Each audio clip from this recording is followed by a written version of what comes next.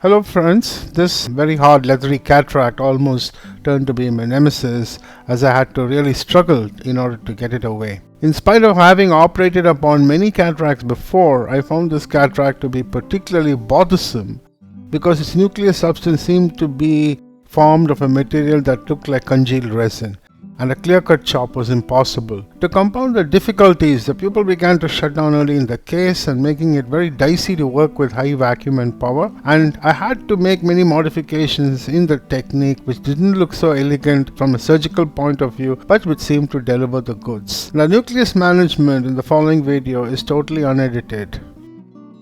So this was the hard leathery cataract, a cataract that turned out to be almost a nemesis to me. And as it is my rule, I always stain the anterior capsule with trypan blue before I proceed in such cases.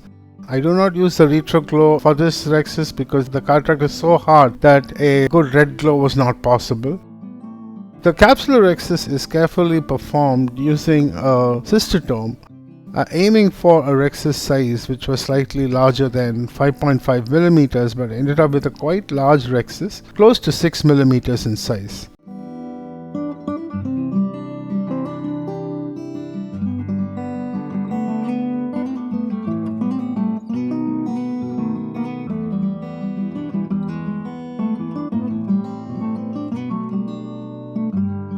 All of you are well aware that the amount of hydrodissection required is very little. I'm just injecting very minor quantities of fluid to effect the cortical cleavage hydrodissection, and then I'm filling up the anterior chamber with a dispersive and cohesive viscoelastic combination, and I'm set to go.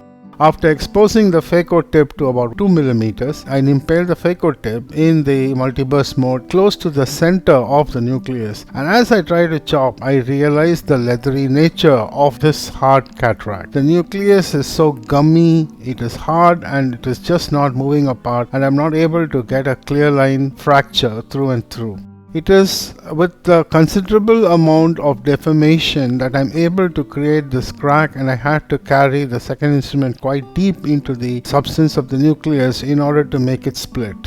This is because the hardness of the cataract has altered the structure of the lens from a crystalline into a very amorphous material, and the brittle nature of the cataract that lends itself to nucleus division or cracking and chopping is completely lost. So my first aim, as soon as I realized that I'm not able to get clear-cut chops in this case, was to make multiple attempts at chopping and then to isolate and remove at least one fragment. Well, if you're not able to create a through and through chop, then the first aim should be to create a split and then expose the endonucleus core.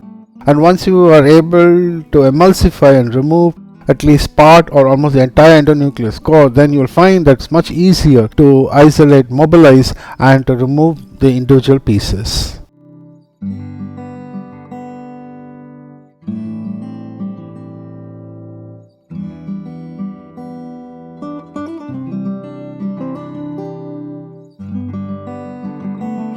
At this point in time, I have isolated one single piece with the chopping, and with dogged lateral separation, I'm able to pick up this piece, and the first piece of the leathery cataract is now emulsified. This is probably 1/8 of the entire cataract.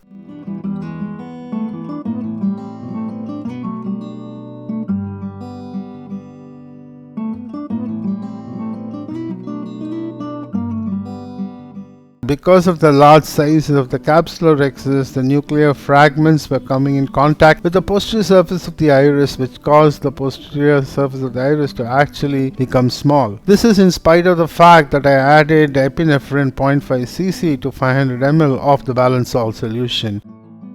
In spite of this precaution which I took in the hard cataract, I found that the pupil was shutting down.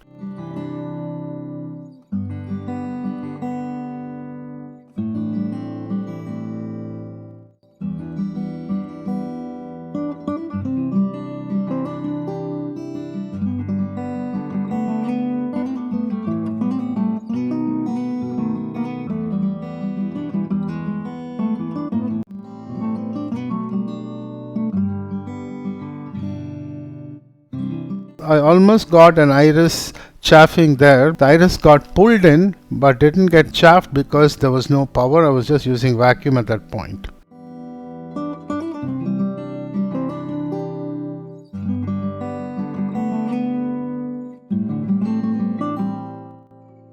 dispersive viscoelastic is placed to protect the endothelium as considerable amount of phacoenergy is being used.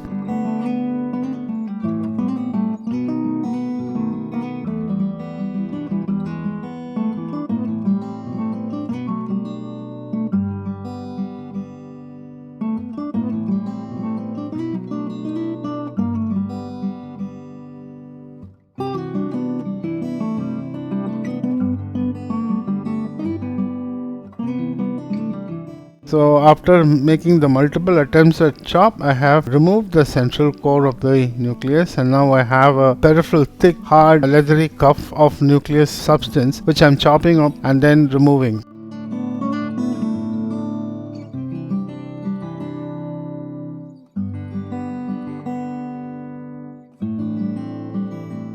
So the power in this case is about 50% of phaco power, and I'm using a multiburst mode with a duty cycle close to 85%. The thick fragment can be placed between the phaco probe and the pupillary edge, and this acts like a kind of a scaffold preventing the phaco tip from chewing up the pupillary edge. This is a technique that I sometimes use when the pupil is very small. You have to use sufficiently high amount of fluidics and dynamics, since I am using 400 millimeters of mercury vacuum that has a very high flow rate in a Venturi machine. This is a Stellaris machine.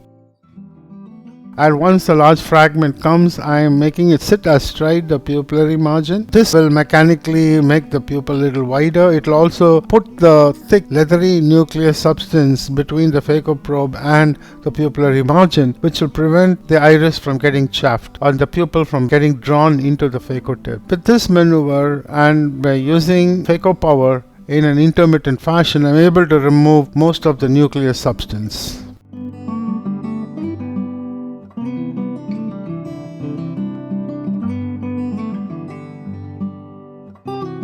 In spite of having a lot of problems with the thick, hard, leathery cataract, I was able to finally conquer it and remove it.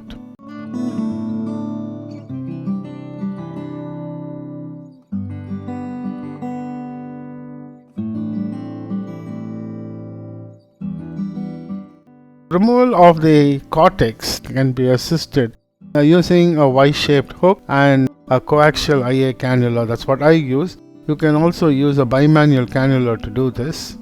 All the cortex is removed. You'll have to be very careful for two reasons. One is that in these very hard cataracts, the posterior capsule is not only thin, it will also tend to trampoline, and it's so easy to catch hold of a thin posterior capsule and rip it.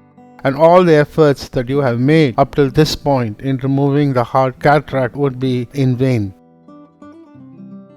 So the final stage of implantation intraocular lens, a Hoya Nanex intraocular lens that is implanted by rotating the injector to 90 degrees and then tucking the lens into the capsular bag. The case gets done.